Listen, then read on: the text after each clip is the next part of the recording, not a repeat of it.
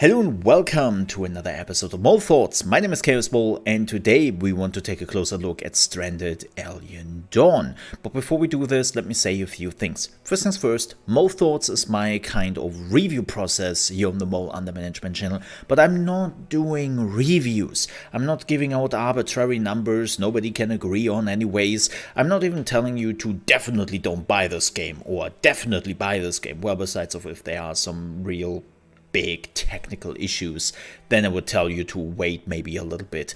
But what I'm trying to do here is I'm trying to give you an idea about what the game is, how it works, what to look out for, how I felt about the game, and then hopefully you can make your own educated decision on do you want to buy this game or not. Second, if you enjoy this video, please don't forget to like and to subscribe to the channel. We are focusing a lot here and only actually on strategy games. So everything RTS, turn-based, management, city building games, like everything which is basically fitting into the strategy category is what we are focusing on here on the channel, doing reviews on big AAA games or smaller indie games, and we're also doing some deep dive videos like we're doing right now with the Age of Wonders 4 series. But with that said, let's talk about Stranded Alien Dawn. First things first, this game has been in early access for about a year and has now been fully released in 1.0. You can see that down below in the bottom right corner. And this game is by Hamian Games. Hamian Games, you might know them or not know them. They have created Tropico 3, Tropico 4, Tropico 5, and last but not least, Surviving Mars. So this is now their new game, and I will say a lot of one word in this review, and that would be similar to Rimworld. Because even though this game is trying to be its own game and does a lot of things different, core mechanics are definitely taken from Rimworld.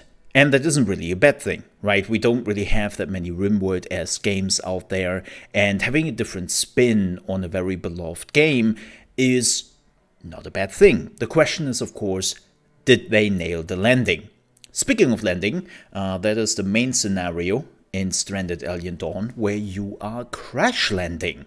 You can choose your scenarios before you start actually up here, and crash landing is the standard stuff. Then you have your trading post, where you are focusing a little bit more on the economy aspect. And if you're somebody who is like, economy, can I not have something more about killing? Yeah, don't you worry about that. With 1.0, they also introduced the military outpost, which is focusing much more on the military aspects of the game. But crash landing is basically the standard system you find in the game, and this is also what I will showcase here in the video.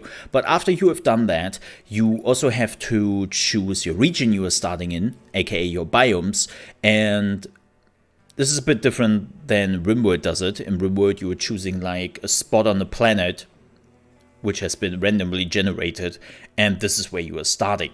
In Stranded Alien Dawn, you only have the desert and the forest area, and as far as I know, there will be a third biome coming in a free update this summer. But right now, you have only the desert or the forest area. But what I can say is, both of those biomes play very, very differently. The biggest difference is immediately apparent at the beginning when you are playing in the desert region and you realize, oh, there's no wood here. Like, there's barely any wood, but you have tons of stones and tons of minerals. Also, the weather effects are very different in the desert in comparison to the forest. I mean, duh. And also the aliens, aka the animals you are finding, are also very different in the desert region. So the biomes feel and play distinctively different, which is really, really cool. It's not really about like, oh, the desert is tougher, or yeah, the forest is much easier. That's not really it. You're just focusing on different aspects in those two regions on when you are starting to build your own little base. Now, after you have done that decision, you will choose your moon. My moon Yes, if you have played Rimworld, you are very familiar with this aspect because those are your storytellers, basically the AI which is working in the background to create your own personal story while you are playing through the game. And every moon has different things you are looking forward to. Like Concordia is this balance moon, which is giving you some leeway, giving you some good events, giving you some bad events. And yes, to immediately answer the question of all the Rimworld players out there, there is, of course, Randy Random. And that's the Chaos Moon, where everything is completely random, right? Like, you can have multiple bad events, multiple good events, or just a mixture of it, and you don't really know what to expect next, and you just have to hope that it somewhat works out. The release playthrough I have been doing has been on Chaos. So I've been playing Randy Random the whole time, and yeah, it's pure chaos. What am I about to say, right? So you're choosing your storyteller at this point. After you have done that, you can also choose the game difficulty, which is very important for the start. Like I haven't really seen too many differences yet, besides of with what you are starting with after the crash. You can see it right here, and maybe there might be some differences, but I haven't really noticed them too much. And I highly recommend to play on medium at the beginning because there is a lot of stuff you have to get acquainted to. And then you can also change the seed, which is randomizing the map you are playing on, and you can also add some game rules if you want to change a few aspects and make it maybe a little bit easier for yourself. It's not necessarily like cheats, but it changes some of the rules of the games, which makes it easier or maybe even harder for you. And after you are done with that, you are choosing your 4 survivors. So this is already a big difference to Rimworld, where in Rimworld, you're just creating a random pawn, right? And you're kind of trying to mix and match all the perks that are coming with you.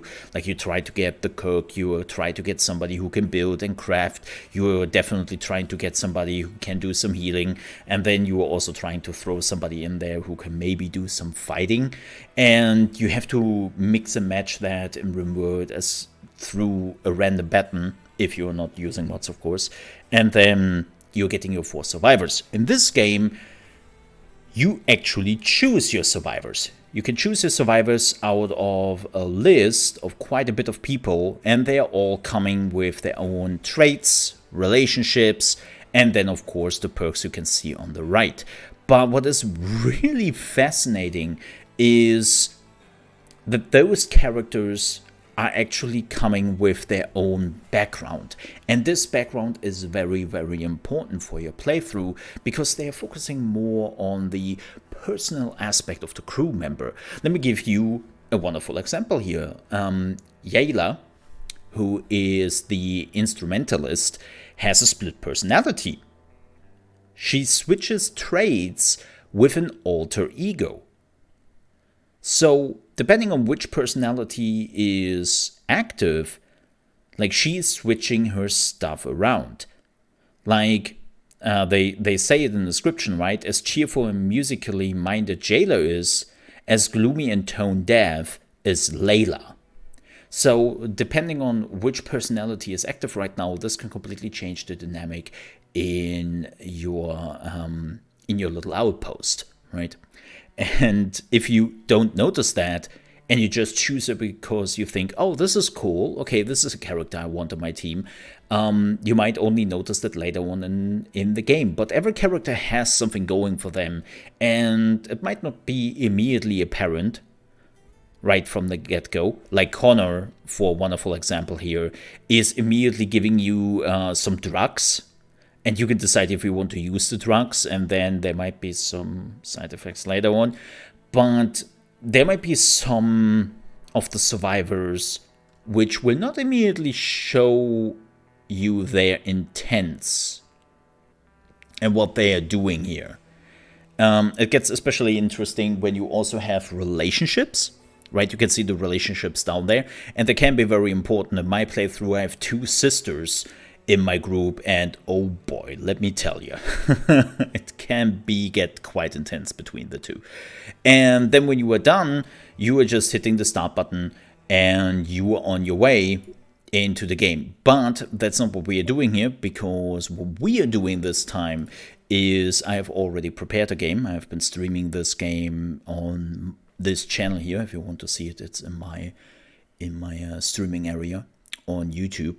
But you are crash landing on the planet and then you are on your own. And you will realize very quickly the most important thing for you is to survive. So you are starting to gather wood, you are starting to gain food, you are starting to assess the situation you are in and starting to build your own little outpost. But before you can even do that, you also realize something else, and that is, wait a minute, I am on an alien planet. So I don't really know what all this weird stuff is which is on the ground. Like, what is this? What are those weird animals which are walking around and look like they will eat me if I'm just look at them wrong? And this is one of the big departures from Rimworld, is your people just crash landed here and they have absolutely no freaking clue what they are doing. And how you can fix that? Well, glad that you ask. One of the things how to fix that is that you can send out your characters, you can click on an item on the map, and then you can say, observe. So they will send out a character to survey the plant, the ore, or, well, the animals, and then they will start to gather information. And after they are done with that, they can give you a detailed information about what this is, what the health is, what the growth is, what you can use it for. And that goes for everything you find on the map. This also goes for like animals, right? Like you can analyze them and then you can see, okay, how much health do they have? How much damage will they do? And more importantly, are they aggressive? Will they attack you? What do they eat? Can you tame them? Those are all the questions you will answer for yourself thanks through observation, right? And observation is also very important for research. You might know this from good old Rimworld, right? There's a research tree, and the first time you're opening the research tree, you might think, that's not a lot what I'm having here. Like, do they not have research? Yes, they have a lot of research, but again, you have to observe, you have to gather, you have to find items before your characters can realize, oh, that's what this is. Okay, I can do something out of this, right? Or sometimes you have to research something before you then unlock the next thing in your research tree. So if the research tree looks a little bit empty at the beginning of your playthrough, the reason for that is you haven't observed enough and you haven't really unlocked a lot of the research capabilities here. So observation is very, very important. As per usual, if you have played the Rimworld games, right, you have to take care of the health of the people, of their happiness. If they are reaching a stat which is far too low, they can have a meltdown, which can have catastrophical moments in your playthrough, and you will probably lose the control over that character for quite some time, and then they will do whatever the hell they want, which might put you even more into a pinch. You have to take care of their food, their rest, and their relaxation, right? And then you also have to look out for their health and get them better equipment. So again, if you have played Rimworld, you know exactly what you have to look here for. But for all the people who have not played Rimworld, it is your job to take care of those people. A little bit like, let's say, playing The Sims. And then, of course, you have to build your base. Now, this is a relatively early on smaller base I have been building. And yes, you can tame animals for all the people who are interested. I have started to do that with some of those Ulfen, as they're called. I'm still not 100% sure what I want to do with them, but I have them. That's the most important part. But what I can say is, when it comes to building, this game is using its 3D aspects. What does that mean? Well, it looks cool, right? But no, you can also decide where do you want to build. And what I mean with that is, you can go upstairs. Yes, they are upstairs, as you can see right here, and then you can go up. And yes, that means you can build buildings who go up. You can build towers, mazes of base defenses, which would take care of all the enemies who are trying to destroy you. And I've already seen some people doing some crazy building stuff in this game, which is pretty cool. But yeah, you can build high. You can build high in this game. You can go even higher than what I'm just showcasing here with the stairs.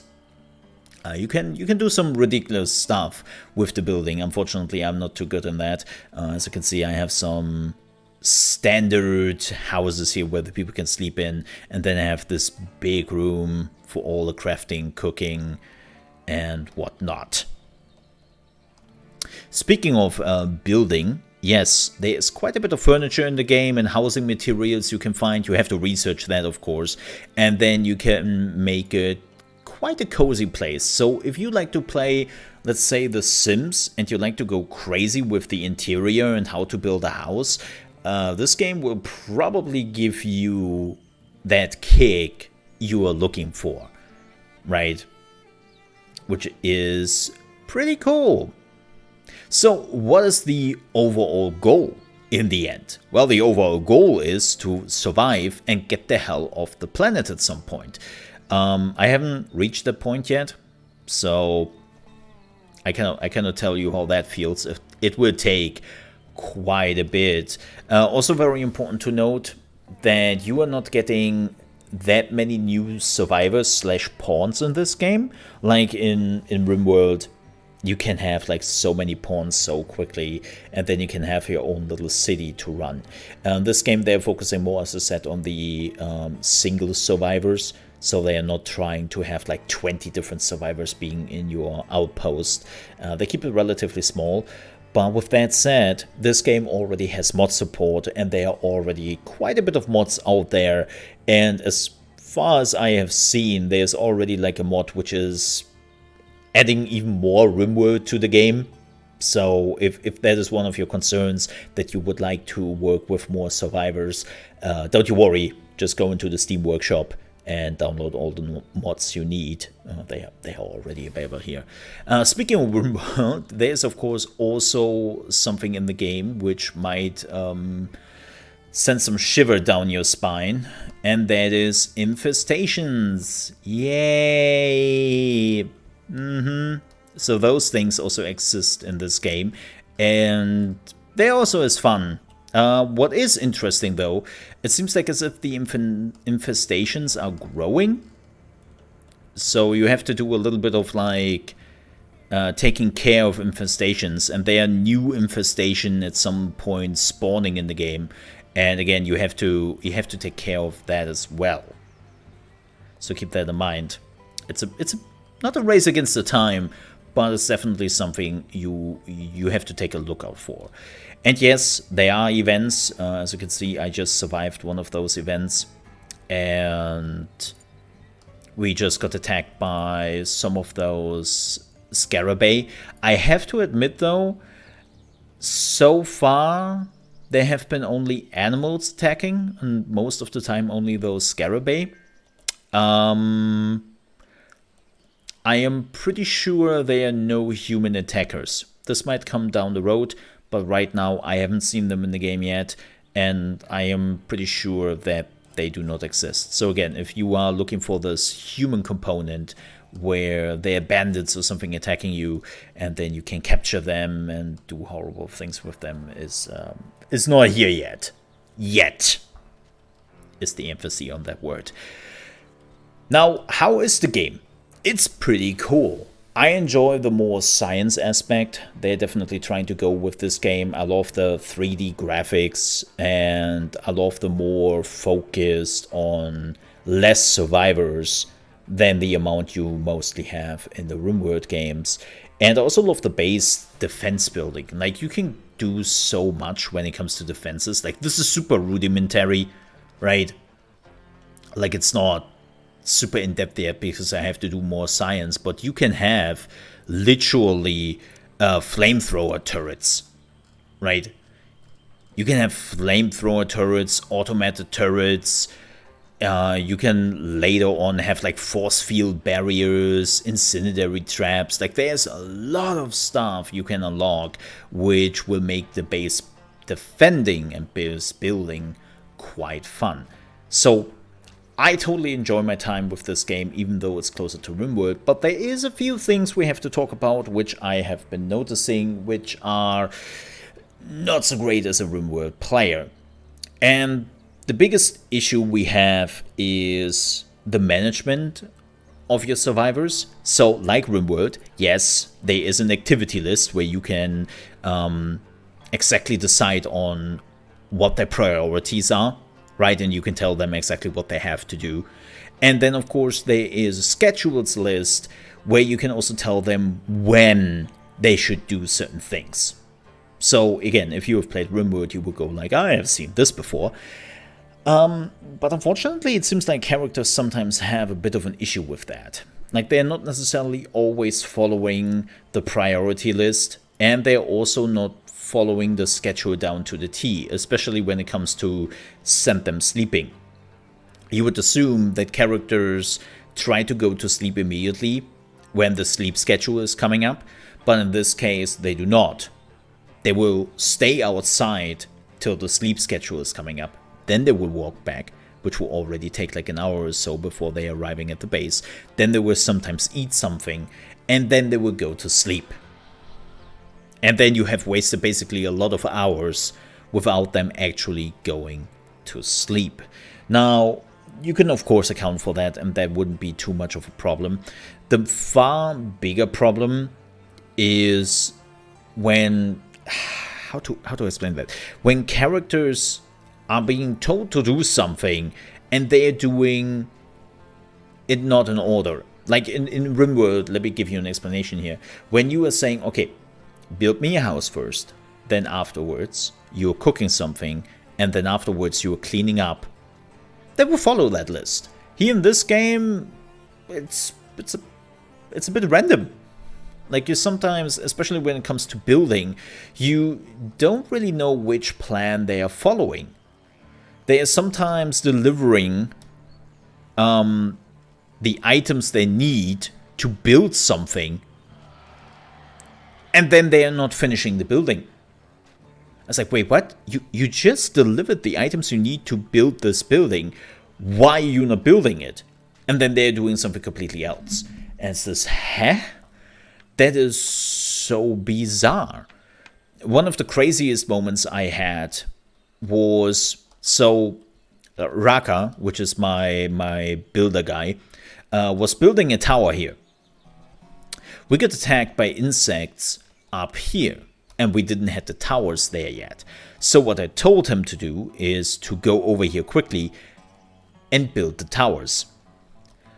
And Raka had already some wood with him to build this tower, right? So what you would assume now is happening is that Raka is turning around with the wood in his hand and is finishing the towers over there.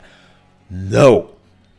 Raka drops the wood right down here, walks over here, destroys some of the fences I told him to do later, takes the wood from the fences, starts to build the tower, realizes that he doesn't have enough wood, then walks back to this point, grabs the wood he just dropped, walks back to the tower again, and finishes the tower. I thought I'm going crazy seeing that. My chat was also going crazy on stream. It was a pretty hilarious moment, but this is one of those things where I'm like, whoa, dude. We are running on a tight schedule here. We are getting attacked soon, and you are pulling those antics? That's a bit weird. Also, a little bit weird is when you were telling them to work, like Katina here right now, she will work. And I don't mean you tell them manually what to do. I mean you are telling them through the schedule that this is now their work schedule. And what I have seen literally happening with your survivors is that they will ignore eating and that they will ignore their happiness. And they literally will starve themselves to death and will become absolutely unhappy because they have to follow the schedule, which is telling them right now to work, no matter what. And again, it's this... Really? Like, come on, man. You will have a mental breakdown and you probably starve to death in just a few minutes. Like, take care of yourself. There is a lot of micromanagement in this game. And that was like the biggest oof moments I found in this game. The good news is it's all fixable. It's all fixable. You know? Like, this can be fixed through a few patches and it's not game breaking. Does it take away from the experience I have with this game? No. No, it's not. Like, this game brings me a lot of joy. Now, I have hundreds of hours in Rimworld. I know, child's play, some people might think now. But I enjoy this game as much as I enjoy Rimworld, because they have this more science approach and a little bit more like serious approach to the game. Like, Rimworld has a lot of goofiness and you can do some really, really crazy stuff in the game, right? But I enjoy this game very much for what it is, and I'm hoping that the developers have more planned for this game in the future. And especially with the mod support, I can see that this game will get the attention it needs. But again, if you can deal with like the scheduling issues and the priorities and something those characters sometimes have, right? This game is a lot of fun. If you are looking for something which is completely different to what Rimworld does, you will not get that here. Like, it is heavily inspired by Rimworld, but also does a lot of stuff differently. And that's enough for me. So I think, TLDR, you look for something which is similar to Rimworld but also different, this game might be for you. And if you still couldn't make up your mind, definitely make sure to check out my live streams, which are also here on the channel. We have played this game already for multiple hours, so if you want to get a better feeling of this game, it is there. But with that said, we are at the end of the video. Thank you also very much to the developers to give me the key for this game. I have to mention that because that's very important for some people. But it doesn't really change how I feel about the game at all. But yeah, this is Stranded: Alien Dawn. It's now available on PC, Steam. I think it's also available on Epic, and I think it's also available on consoles, if I'm not mistaken. One of the things which Rimworld is available on consoles, but it's a little bit behind on some of the content. So if you're looking for something else on consoles especially, this might be it. With that said, thank you so much for watching. Don't forget to like the video and subscribe to the channel if you want to see more Mole Thoughts videos in the future. And with that said, thank you so much for watching. I'll see you next time. Stay safe.